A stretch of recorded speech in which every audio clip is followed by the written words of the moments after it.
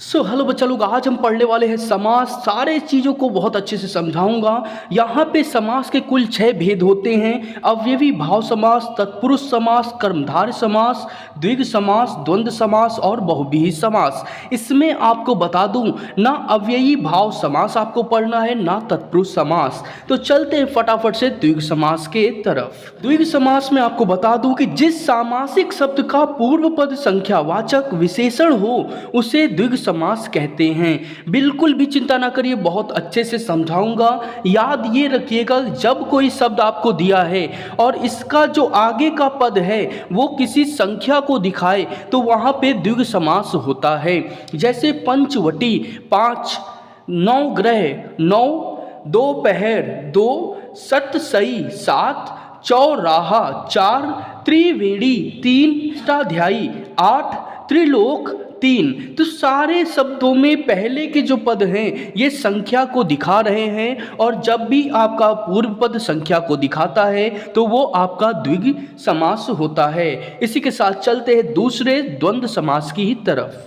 द्वंद्व समास की परिभाषा है, जिस सामासिक शब्द के दोनों पद प्रधान होते हैं तथा विग्रह करने पर और अथवा लगता है वह द्वंद्व समास होता है। आप बिल्कुल भी चिंता न करिए, बोर्ड परीक्षा में किस तरीके से पूछा जाएगा सब कुछ बताऊंगा, बस बने रहें वीडियो के अंत तक। द्वंद्व समास को मैं इसके उदाहरण के साथ समझाऊंगा ताकि आप बहुत अच्छे से समझ सकें। जैसा कि यहाँ उदाहरण दिया है, भाई डैश बहन, तो जहाँ पे भी ये योजक चिन्ह लगा होता है ये आपका द्वंद्व समास को दिखाता है। इसको हटा करके हम और का प्रयोग करते हैं। जैसा कि परिभाषा में हमने पढ़ा, यहाँ आचार डैश विचार, दाल डैश भात, नर डैश नारी, जय डैश पराजय, देश डैश विदेश। तो ये सारे जो है इनके बीच में योजक चिन्ह लगा है, इसलिए ये द्वंद्व समास हो जाएंगे। कैसे क्वेश्चन आएंगे एक एक चीज़ आपको बताऊंगा, वीडियो के अंत तक बने रहें। इसी के साथ हमारा अगला आता है कर्मधारय समास। जिस सामासिक शब्द का उत्तर पद प्रधान हो और पूर्व पद का उत्तर पद में विशेषण विशेष अथवा उपमान उपमेय का संबंध हो वह कर्मधारय समास कहलाता है। बिल्कुल समझ नहीं आया चिंता मत करिए, मैं एक एक चीज आपको समझाऊंगा। याद रखिएगा, जब किसी शब्द में जो उत्तर पद है, बाद का पद है, उसकी विशेषता उसके पहले का जो पद है वो बताए तो कर्मधारय होता है। जैसे नील कंठ, तो यहाँ पे कंठ की विशेषता क्या है, वो नीला है। पीतांबर, तो मतलब कपड़ा जो है वो क्या है, पीला है। यहाँ पे जो उत्तर पद है वो उसकी जो प्रधानता है वो पूर्व पद के कारण निर्धारित हो रही है, इसलिए यहाँ कर्मधारय समास होगा। इसी के साथ चलते हैं चौथे बहुव्रीहि समास की तरफ। ऐसा कि यहाँ चौथा समास है बहुव्रीहि समास। जिस सामासिक शब्द के दोनों पद अप्रधान हो और समस्त पद के अर्थ के अतिरिक्त कोई सांकेतिक अर्थ प्रधान हो उसे बहुव्रीहि समास कहते हैं। बहुत आसान है, बहुत आसानी से समझाऊंगा। एक एक चीज याद रखना, जहां पे भी आपको अर्थात दिख जाए वहां पे आपका क्या होगा, बहुव्रीहि समास हो जाएगा। जैसे नीलकंठ, नीला है कंठ जिसका, अर्थात शिवजी।